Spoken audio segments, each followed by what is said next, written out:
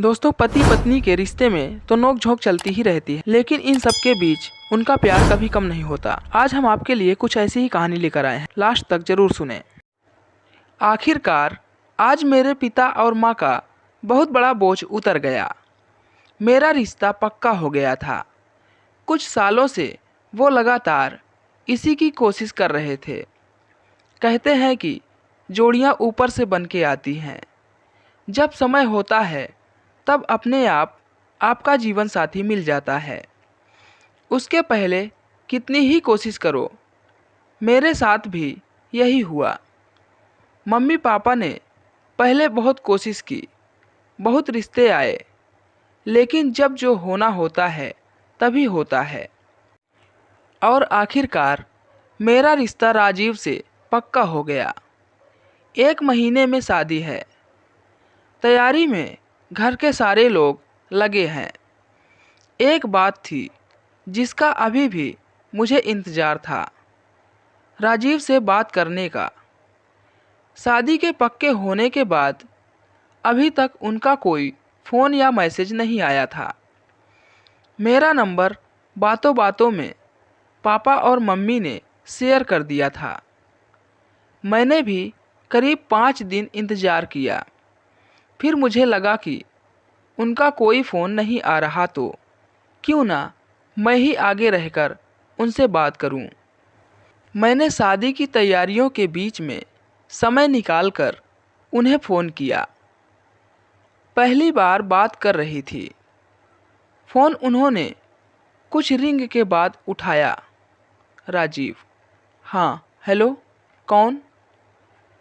मैं कुछ समय के लिए चुप रही, कुछ जवाब नहीं दिया। मैं बस यही सोच रही थी कि उनके मोबाइल में मेरा नंबर नहीं है या फिर वो यह सब जानबूझकर कर रहे हैं। उन्होंने फिर कहा, कौन बोल रहा है? सपना। मैं सपना। राजीव। ओह अच्छा। कुछ समय चुप रहने के बाद उन्होंने कहा कि राजीव, अच्छा, मैं अभी कुछ काम कर रहा हूँ, तुमसे बाद में बात करूँगा। इतना कहकर उन्होंने फ़ोन कट कर दिया।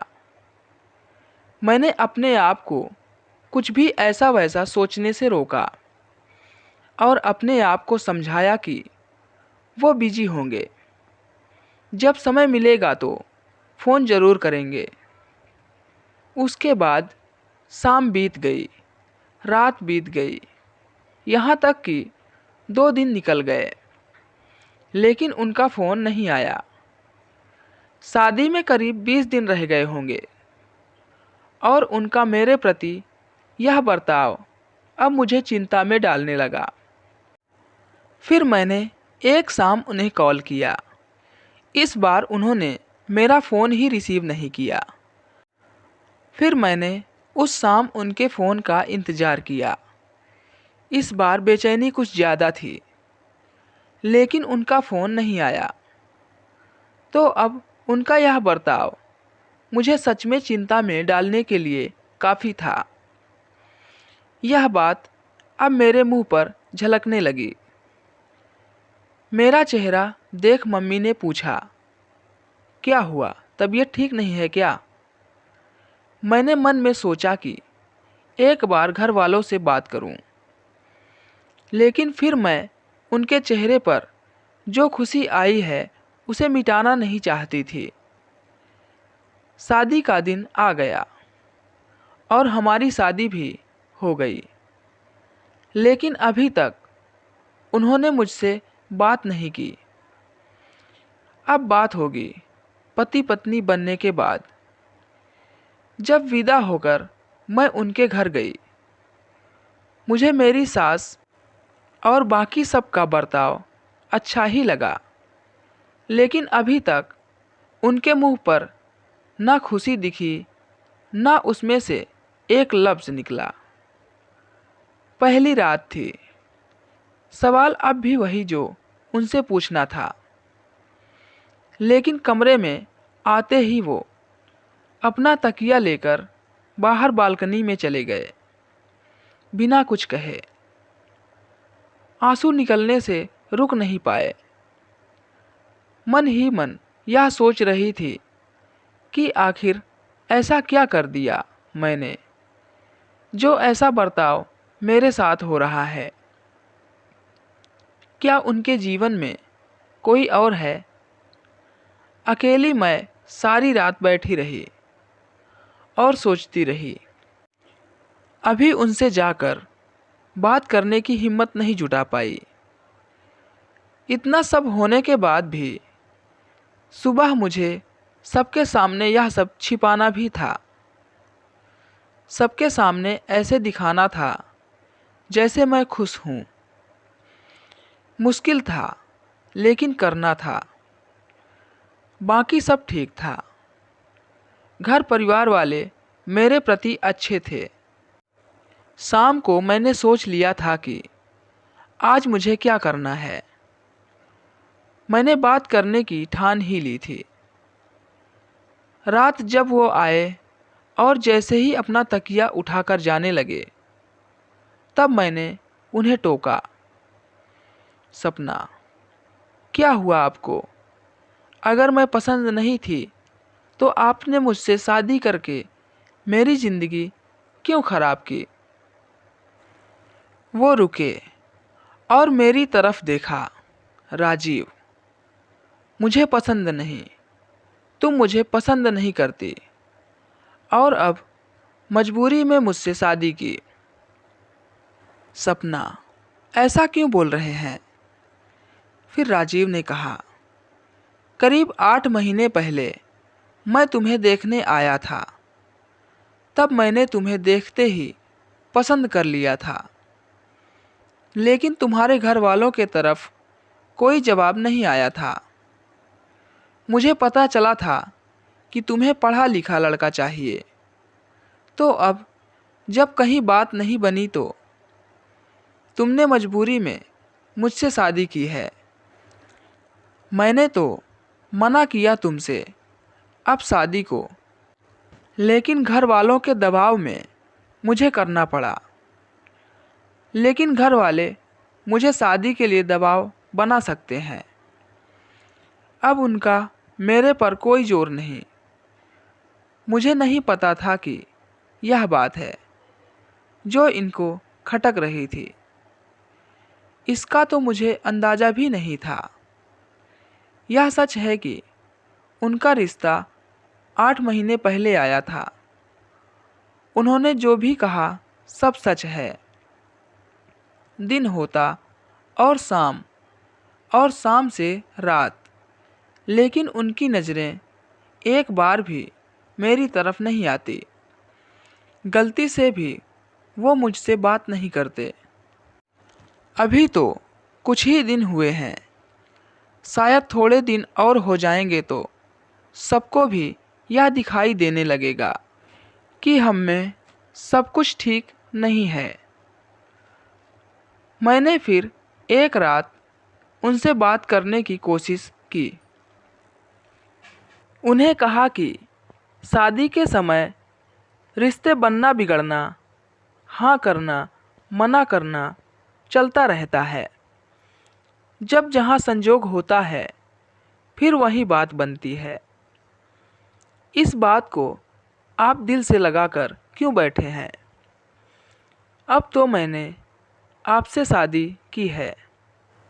फिर राजीव ने कहा, इसमें तुम्हारी मर्जी कम और मजबूरी ज़्यादा थी।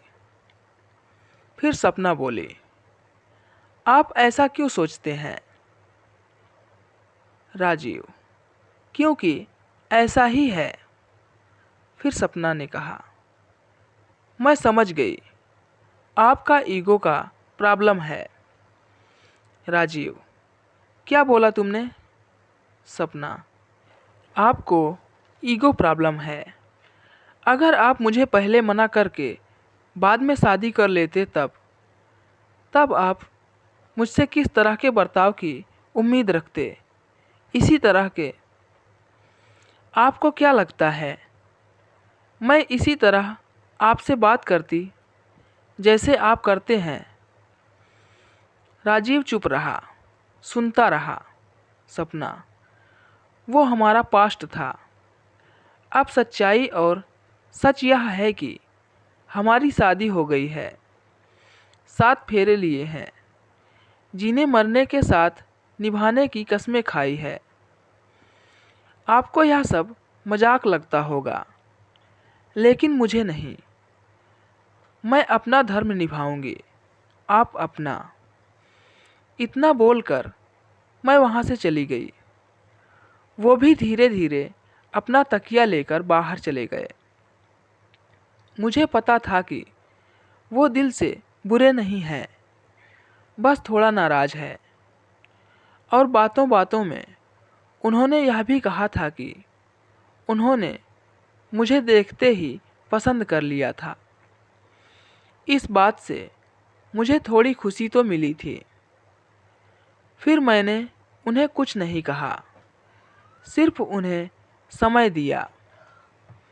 एक रात जब बारिश हो रही थी, तब उन्हें मजबूरन कमरे में सोना पड़ा। वो नीचे बिस्तर लगाकर सोने लगे। मैंने उन्हें कहा कि आप ऊपर बेड पर सोएं, मैं नीचे सोती हूँ। उनकी हाँ या ना नहीं सुनी मैंने, बस मैं जाकर नीचे सो गई। बस वो क्या करते, उन्हें बेड पर सोना ही पड़ा। ऐसे ही फिर खट्टी मीठी नोक झोंक के बीच धीरे धीरे हमारी गाड़ी पटरी पर आने लगी।